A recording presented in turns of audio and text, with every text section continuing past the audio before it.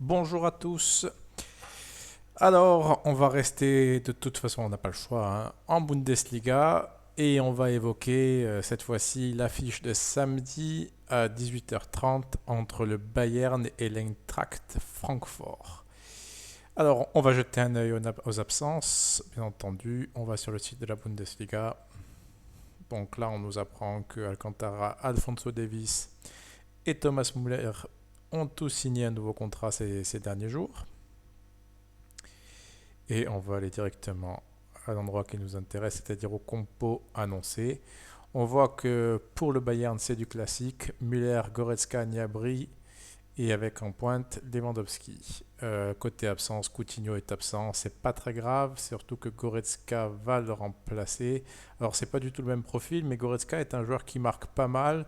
Et dans l'idée du pari que j'ai en tête, c'est plutôt.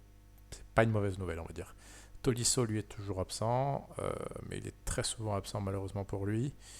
Eux sont Niklas Süle et Ravi Martinez sont douteux, mais ce n'est pas très grave. Déjà parce que Martinez n'est pas un titulaire indiscutable, du moins plus sous Hansi Flick. Et Niklas Süle est absent depuis quasiment le début de saison avec une grave blessure, donc cette absence ne sera pas préjudiciable. Côté Francfort, on retrouve une équipe quasi type, si ce n'est que Dominique Corr est suspendu et Gonzalo Paciencia est lui aussi absent, ce qui est plutôt une mauvaise nouvelle pour eux, même s'il n'est pas tout le temps titulaire, mais cela dit, c'est peut-être le meilleur avant-centre, du moins dans ses contenus depuis le début de la saison pour Francfort. Et Francfort, forcément, vit une saison assez difficile. Ils ont perdu leur trio offensif de l'an dernier qui était composé d'Ante Rebic parti au Milan AC, Sébastien Haller qui est parti du côté en Angleterre à West Ham, il me semble. Et le dernier Luka Jovic qui aurait le Madrid. Donc ces trois joueurs-là étaient assez monstrueux l'an dernier. Ils les ont perdus. Et on retrouve maintenant pour les remplacer Timothy Chandler, Kamada qui est un bon meneur de jeu, il faut le dire, et Kostic. Mais le problème de Kostic, c'est qu'il est excellent quand il joue arrière gauche, plutôt piston gauche. Et là, le mettre dans une position plus offensive, il n'apporte pas ce qu'il apporte en étant arrière gauche, où il apporte une valeur ajoutée avec une attaque déjà en place. Là, du coup, il est déjà attaquant, donc il n'y a pas celui qui le remplace à ce poste-là, c'est-à-dire à l'arrière gauche. On n'a personne qui apporte les dédoublements ou les centres tels que lui est capable de le faire. Et on retrouve Bas Dost en pointe. Et Dost, c'est un joueur assez grand, plutôt même très grand, très peu mobile, plutôt un bon attaquant, mais voilà, c'est pas un profil assez remuant pour contrarier ce Bayern. Ce Bayern qui marche d'ailleurs sur l'eau malgré la coupure de 2 mois. On a vu encore qu'ils sont revenus en forme. Ils ont gagné 2-0 la semaine dernière à l'Union Berlin. Et que dire sur ce match si ce n'est que malheureusement, on va partir d'un principe assez simple. Le Bayern est en pleine confiance. Ils ont beaucoup de joueurs capables de marquer des buts, notamment Serge Gnabry, Robert Lewandowski, Thomas Müller, même si Müller, des fois, est capable de louper des actions toutes faites. Mais bon, ça fait partie de son jeu, on va dire. Et Leon Goretzka, qui lui marque aussi assez régulièrement de la tête. Enfin, il est souvent assez bien placé.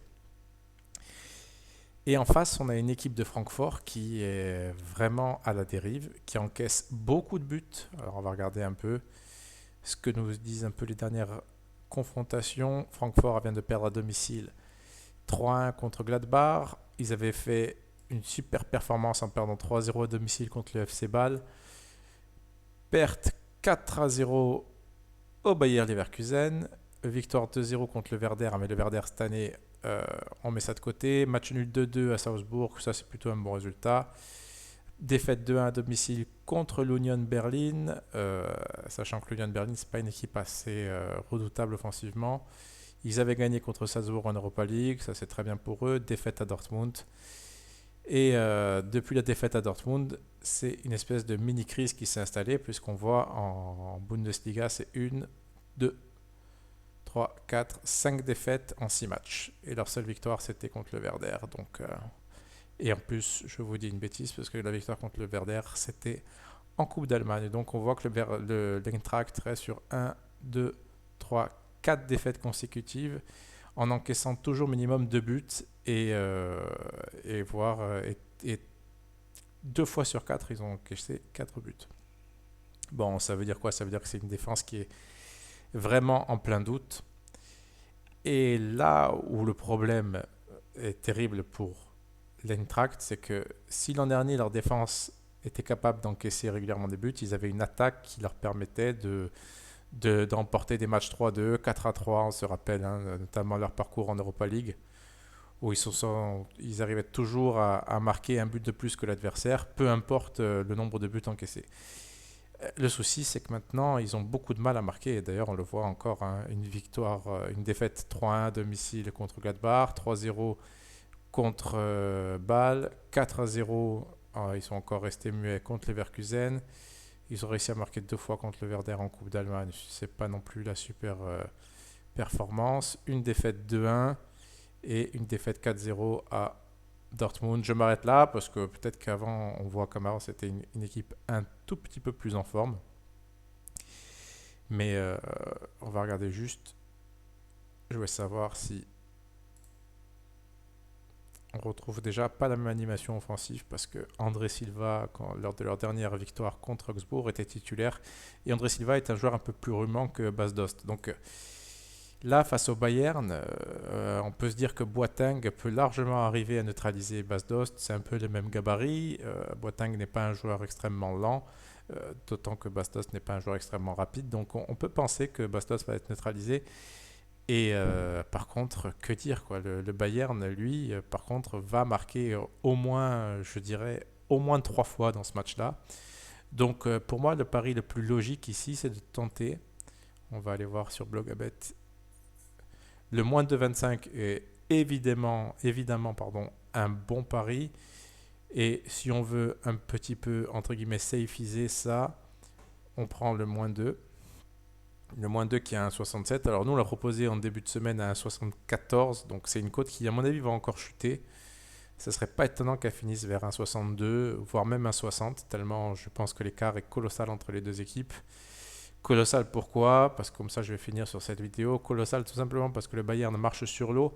Le Bayern est emmené par Lewandowski qui va chasser sans doute le record de buts inscrits sur une saison par Gerd Müller. Donc il y a quand même un peu d'enjeu pour lui. Le Bayern, de toute façon, a encore des poursuivants à ses trousses, donc on peut largement penser qu'ils vont jouer à fond. Hein.